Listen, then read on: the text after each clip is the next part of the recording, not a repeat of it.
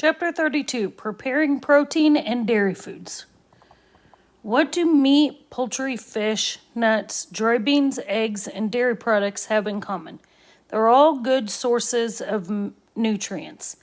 Meat contains iron and B vitamins. Along with iron and B vitamins, poultry contains phosphorus. Fish and shellfish are good examples of iron and vitamin A and D. Legumes or dry beans are rich in carbohydrates, fiber, calcium, phosphorus, B vitamins, and vitamin E. Nuts provide fiber, vitamin E, and minerals, such as magnesium and potassium. Dairy products are also a good source of calcium, protein, riboflavin, phosphorus, vitamin A and D, and fat.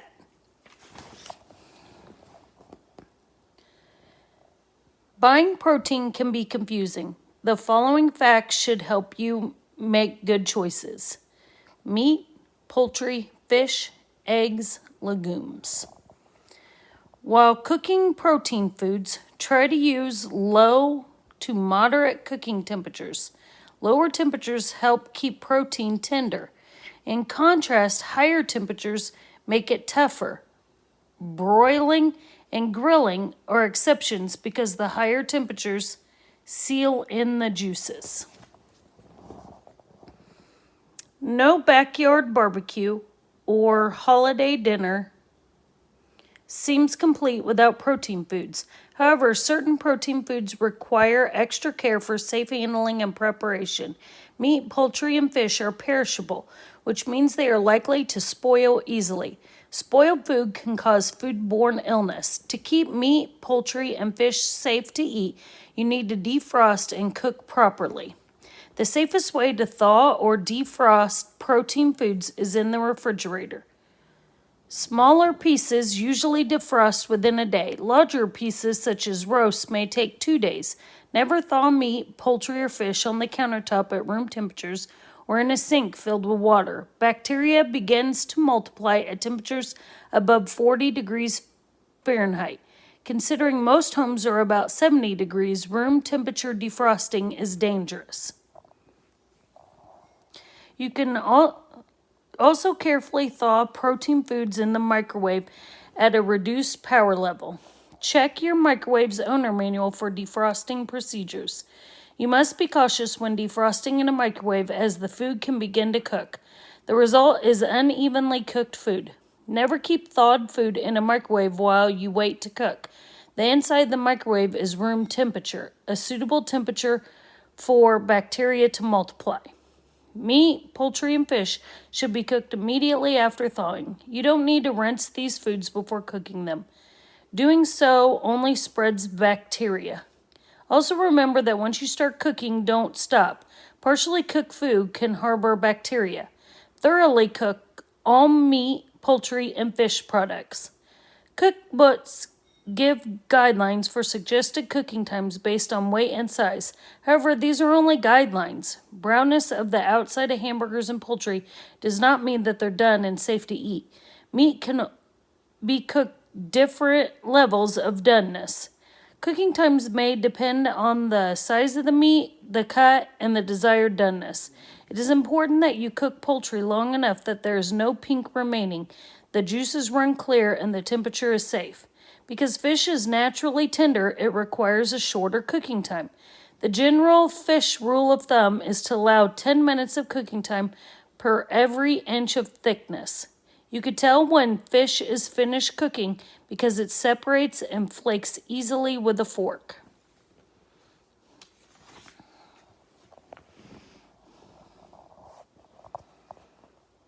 The only accurate method of determining whether meat, poultry, and fish are done is to check for safe temperatures using a meat thermometer. Insert a rapid read thermometer into the center of the meat or poultry.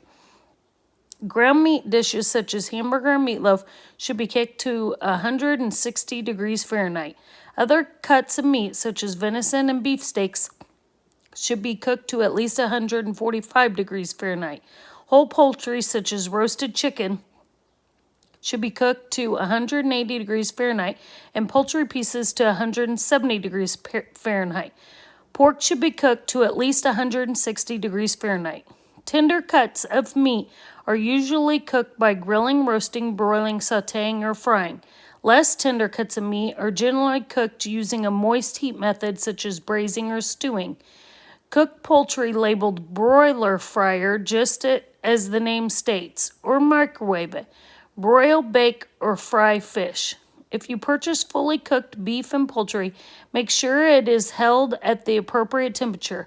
If the meat or poultry cools down, reheat it and check the internal temperature before serving. How do you like your eggs? Poached, fried, or boiled? Do you like eggs in omelets, salads, or sandwiches? They can be used in a variety of ways for breakfast, lunch, and dinner meals, or as an added ingredient. However, eggs are as perishable as raw meat, poultry, and fish, and need to be handled and cooked with care. If not properly handled, you may not destroy the salmonella, bacteria that can cause foodborne illness found in some eggs. You can enjoy eating eggs if you follow the safe handling guidelines. Do not eat raw eggs. Handle eggs safely. Cook eggs thoroughly. How many types of dry beans and peas can you name? You may have heard of black beans, kidney beans, navy beans, pinto beans, black-eyed peas, split green or yellow peas, garbanzo beans, and pink and green lentils. People today are rediscovering legumes and their benefits. Legumes are naturally low in fat and rich in fiber and complex carbohydrates. They are easy to prepare and they don't harbor dangerous bacteria. They can also be easily substituted for one another and substituted for meat. To prepare dry beans, sift through them and remove any debris or stones. Pre-soaking beans helps them cook more thoroughly and in less time. It also dissolves gas-causing substances and allows better digestion. Most pre-soaked beans cook within 1 to 1.5 hours.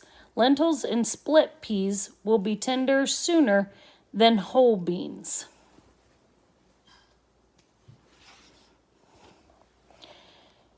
You could soak dry beans overnight using 3 cups of water to 1 cup dry beans. Remember to always discard of soaking water. If you forget to soak them overnight, you could cover the beans with water and simmer until they swell.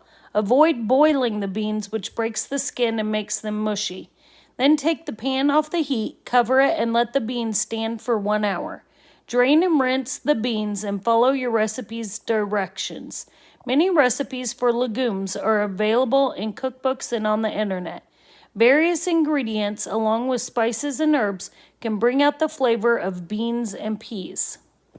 If you're like most people, milk was one of the first foods you had as an infant. Today, you probably have milk in your cereal or drink it with lunch. Milk is classified as dairy food. Other dairy foods include cheeses and yogurt. Tara has a milk allergy, and Dan eats a vegan diet, which means he eats no animal products. How do they get the nutrients in dairy without eating dairy products? They eat dairy substitutes such as rice milk and processed drink, usually made with brown rice. Other substitutions include soy, a complete protein made from soybeans. A lot of dairy products you eat are convenience foods that don't require cooking. You could pour milk into a glass or yogurt from a container, or snack on a cube of cheese. However, you may decide to make a melted cheese sandwich, a quesadilla, a macaroni and cheese, or a cup of cocoa, which all need to be cooked or heated. To successfully prepare dairy products, keep the following tips in mind. Avoid high heat, stir, or cover. Almost all dairy products are highly perishable, so you will need to store them properly to avoid spoilage. Keep all dry dairy foods in their original containers. Refrigerate milk and use it by the date indicated on the package, usually 2 to 7 days. To store cheese, be sure it's wrapped tightly before refrigerating. Fresh cheese should be used within 2 weeks. Throw out any fresh cheese that contains mold. Cheeses usually last several weeks in the refrigerator. You can also freeze cheese for later use.